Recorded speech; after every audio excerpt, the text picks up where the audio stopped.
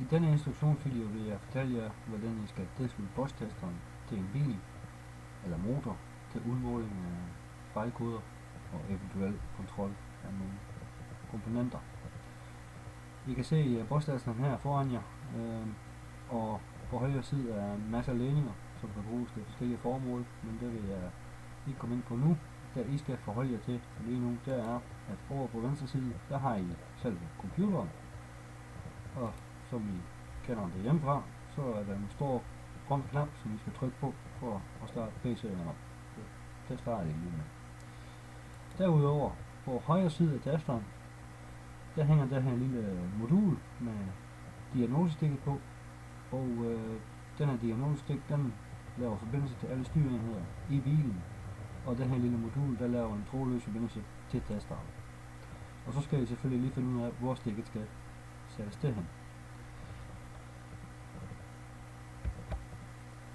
Det kan I gøre, hvis nu I har tasteren startet op, så kommer den frem med den her startskærm. Og til starten så skal I selvfølgelig vælge, hvilken bil I skal ind på. I starter med, at der er en benzin, en diesel, elektrisk bil, eller en der kører på gas, eller alkohol. I de fleste tilfælde benzin eller diesel. I vælger benzin. Så vælger I det bilmærke, I nu skal have fat i. Derefter modelserie, type og motorkode. Når I så har gjort det, så kan I trykke på diagnose. Der er nummer 2 heroppe i toppen. Og hvis I gerne vil finde diagnosebøsningen, så nede i venstre hjørne, der står diagnosebøsning. Den klikker I lige på. Så kommer den frem med den bil, I har valgt. I klikker lige på den igen. Og så viser den, hvor jeres diagnosestik er placeret hen.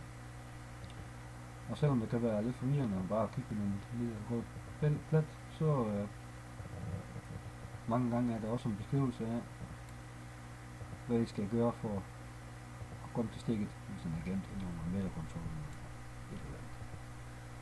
Så nu ved I, hvor stikket sidder hen, så I sætter stikket til bilen og sætter tænding på.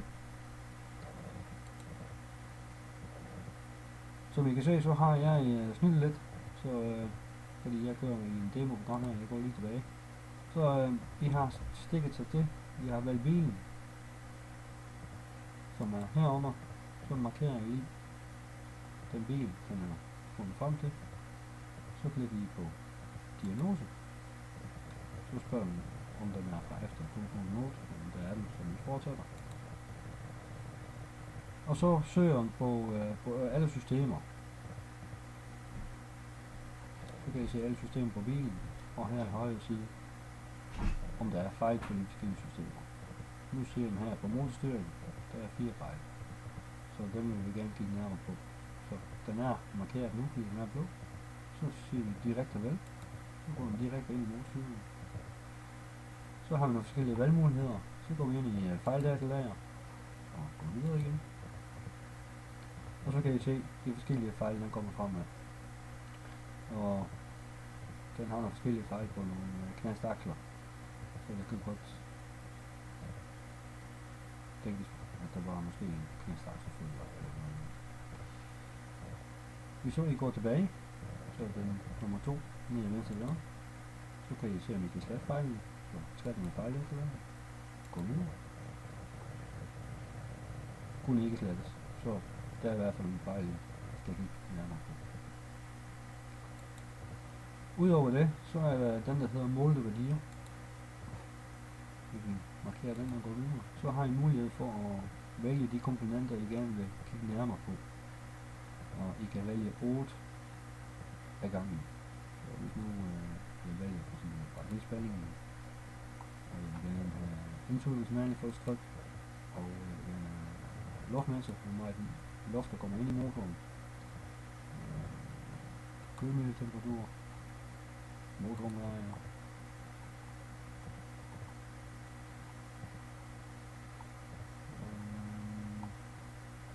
og så vil jeg gerne lige have indsprøjtningen.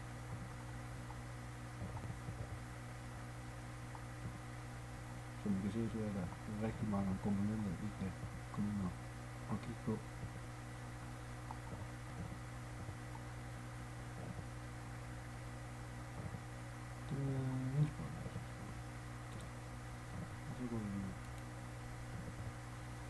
Så går man frem med det der data, som det nu er. Selvfølgelig vil bilen bare stå med tænding på, så vil værdierne ikke flytte sig, som de gør nu her. Det vil de først gøre, når vi starter bilen, og så vil de måske heller ikke flytte så hurtigt. Men igen, det er fordi jeg er i et demoprogram her, lige for at vise jer, hvordan man gør. Så prøv at lege lidt med det, og hvis I har spørgsmål, få lige fat i jeres lærer, så vil jeg gerne hjælpe jer med mig. Held og lykke.